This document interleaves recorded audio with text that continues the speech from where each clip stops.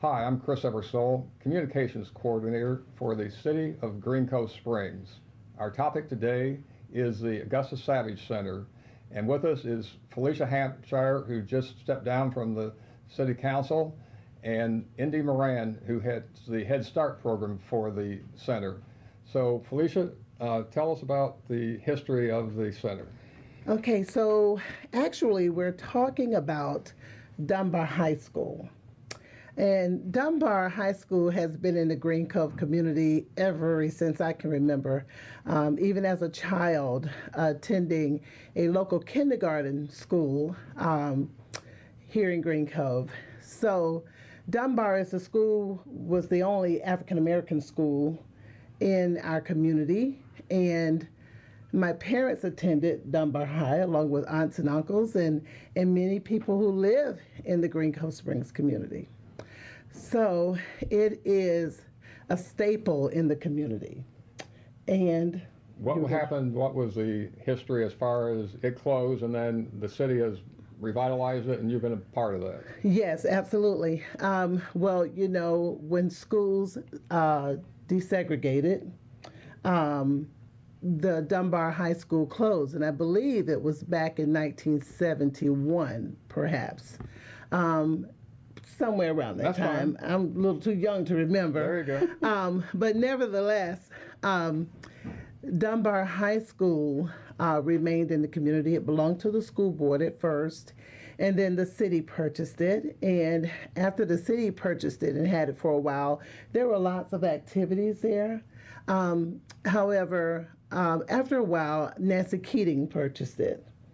And then it came back to the city. We repurchased it again. So Dunbar, the actual building, has played an integral role in the survival of this community. Well, when you were on council for 9 years, Mm-hmm. and at what point in that tenure did you start suggesting things and working with forming a community group to get things rolling? Okay, well, actually, I began working with local citizens here in the city of Green Cove before becoming a member of council. Dunbar High has always been very important to me and many members of our community. We had some issues with the building structure itself where it was unsafe and inhabitable for people to, work and play. So the city, thankfully, found a way to fund the gymnasium first so that the children could go back to continue with their activities, basketball, softball, reading, tutoring, and those type of things. So, well, let's bring it up to speed in terms of accommodations for the Head Start and the food bank and other things like that. Well, let me just say we're very blessed to have our food pantry and Head Start in the Augusta Savage building. And I forgot to mention that it was since then changed from Dunbar to Augusta Savage. And we all know that she was a sculptress born in Green Cove Springs in 1892 and then moved on to do other things. But we're really blessed to have Head Start in our community because there is a need. And I'm sure Indy will allude to that later on in this message. But the food pantry serves so many people, and not just people from the city of Green Cove, but it serves people from all around Clay County. So we're really blessed to have these services offered in our community. Well, let's move on to the master plan. What are some of the things that are planned as far as the library, I think, is one project that's going to be ongoing? Well, let me tell you, all of this has really been near and dear to my heart. I've not only myself, and I speak for many people in the community who have been champions to keeping that community center open. And I have to thank the council and our city manager for all of the work that they've done to keep that center open. And the county as well. Sales tax. Absolutely. Right. Yes. So, but what I wanted to say was, in looking into the future, we have now had plans drawn up so that we could reopen the old library. And in that library, the citizens, they came together to determine what we would like to have in the library. And so we're looking at having a dance studio, a music room, of course, a library, which would hopefully feature some of the Augusta Savage work, and hopefully some of the old Dunbar School artifacts or what have you. But we are really blessed to bring that on board, hopefully within the next year. Well, let's talk about some of the activities. I know that there's a Soul Food Festival which has some relationship to the center, so tell me a bit about that. Well, let me tell you, growing up as a child in Green Cove, and of course I've been here all my life, I remember being 5 years old in Dunbar High School having the baddest band around these neck of the woods. Dunbar had the most wonderful band, and as a kindergartner, I was a part of that band, and as a little majorette, Wow. so to speak. And my mother was a majorette. My father played in the band.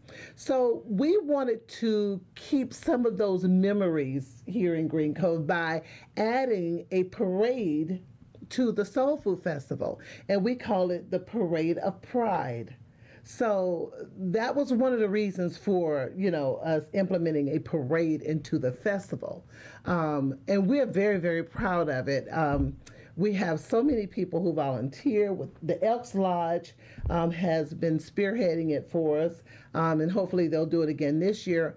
But we are very blessed to be able to capture some of the memories by bringing in a parade where the entire community is very excited, and they just all come out on the side of the road, and they just, a parade excites everybody, even those of us of age. And so that's one of the reasons why we have the Soul Food Festival, but we wanted it to be more than just a festival where people would come and eat and entertain. We wanted that parade because we knew it would bring back memories to the folk who have been here for a very long time. Well, I know you also have events for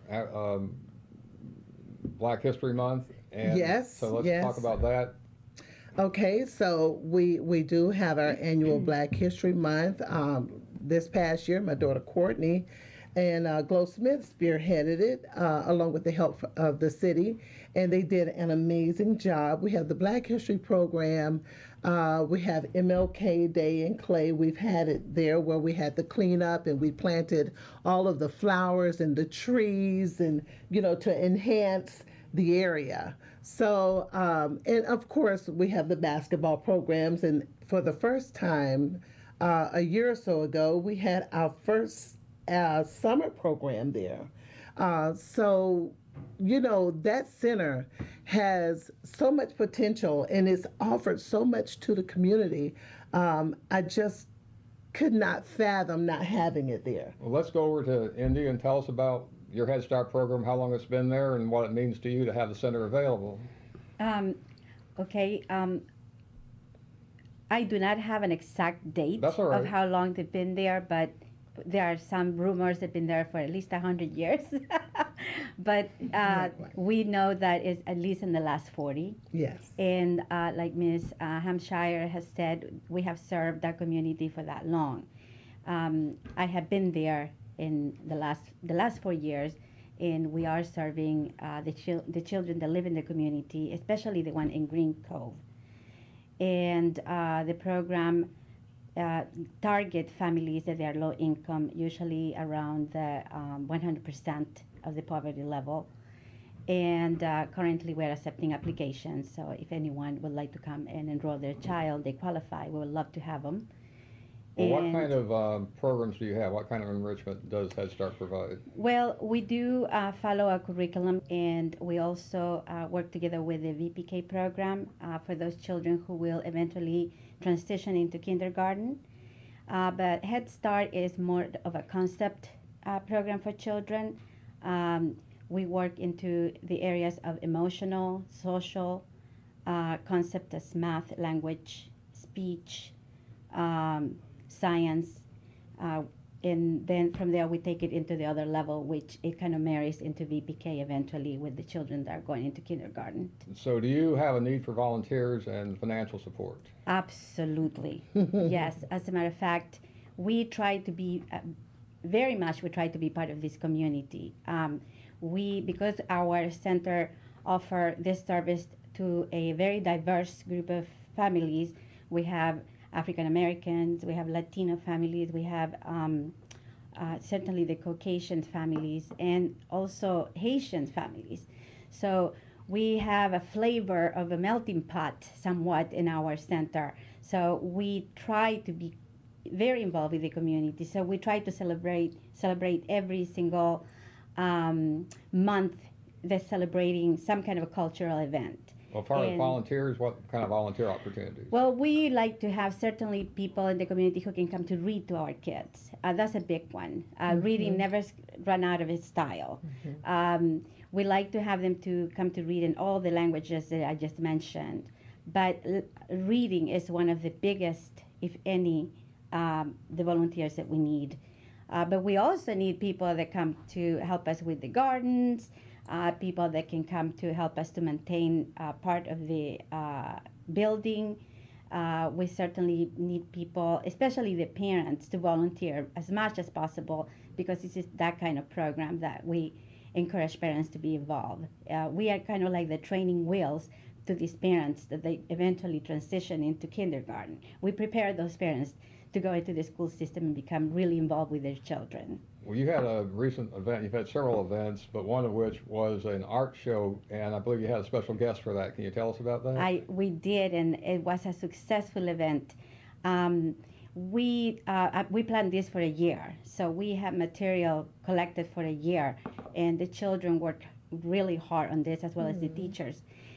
And we invited the Mexican consulate, who came to support us, and who had become very close, not to only Head Start, but also the community, especially the community. And we had also the council members. We have other agencies coming, the YMCA.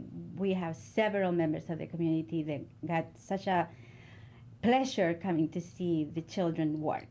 Well, that's great. Well, let's wrap up, Felicia, with telling how it feels to have all this going on. I tell you what, Green Cove is blessed. This is amazing, and I'm just excited about the future of Green Cove Springs. I think that you being here is a great asset to our city, so thank you very much. And Indy, thank you for everything that you do in our community, because your services are really needed. And I tell you what, I'm excited about Calavita, the Soul Food Festival. We just wrapped up a wonderful Memorial Day festival. So, Green Cove is on the up and up. We have jobs coming in, and we're doing a great job here. Thanks to the mayor and everyone involved. Okay, well, thank you all for joining us on Green Cove Springs today. Thank you, Green Cove. Thank you.